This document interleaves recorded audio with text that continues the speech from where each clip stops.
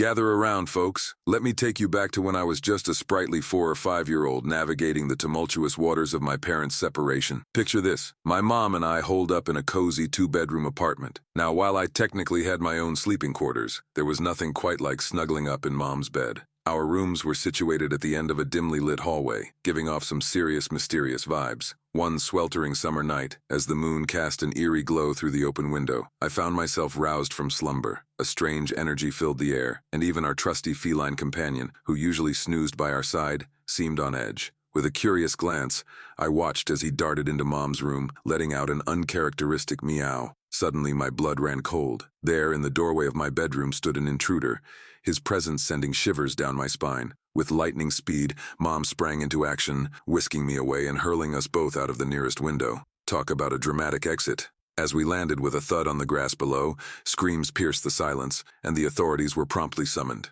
But here's where things get really wild. Despite a thorough investigation, the police found no signs of forced entry, just an unlocked front door, which Mom swore she'd secured tight. It wasn't until days later, while rummaging through our kitchen closet, that Mom stumbled upon a chilling discovery: a mysterious notebook filled with cryptic scribbles, alongside a pair of ominous gloves and scattered gum wrappers. To this day, the identity of our nighttime visitor remains a bone-chilling mystery, one that's left us all questioning just how close danger came to our doorstep.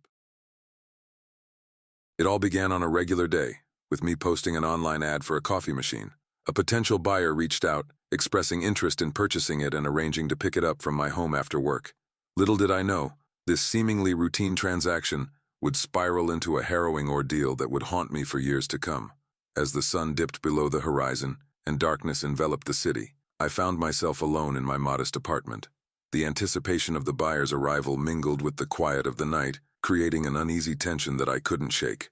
Hours passed, and just as I began to think the buyer had changed their mind, there came a sharp bang at my door. I hesitated, my hand hovering over the doorknob, a sense of anxiety creeping over me. Nevertheless, I opened the door, expecting to find my buyer waiting outside. To my surprise, it was indeed the buyer standing on my doorstep, but there was something off about their demeanor. Their eyes gleamed with an intensity that sent a shiver down my spine, and before I could react, they barged past me and into my home. I tried to protest, to assert my boundaries, but the intruder brushed off my weak attempts with a dismissive wave of their hand. Panic surged within me as I realized I was alone, defenseless against this angry man. In the dim light of my living room, the intruder's features twisted into a sinister grin, sending a cold shiver down my spine. It was then that I realized the true nature of their intentions. They had never intended to purchase the coffee machine.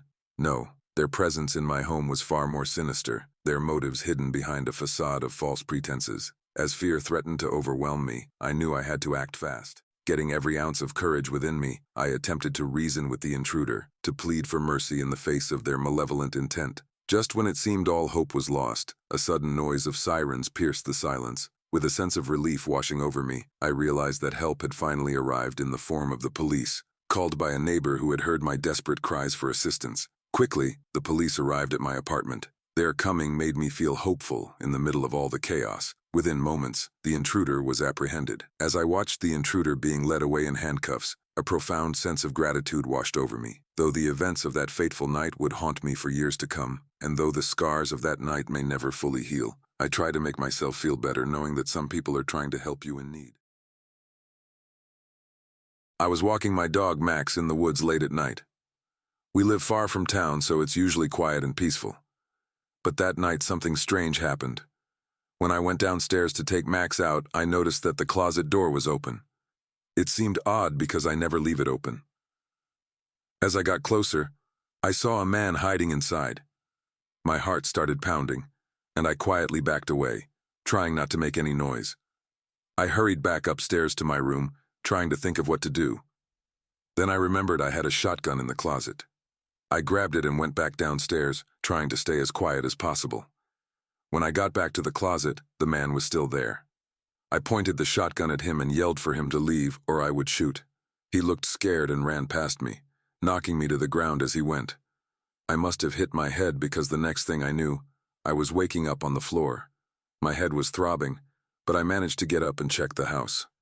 The man was gone, but I was shaken up. A few days later, there was a knock at the door. I opened it cautiously, and there was the man from the closet. He said he was just looking for copper to sell because he had 2 sick kids at home. I felt bad for him, so I gave him some old car batteries I had lying around. It was a scary experience, but I learned to be more careful, even in the woods. And I realized that sometimes people do desperate things when they're in need.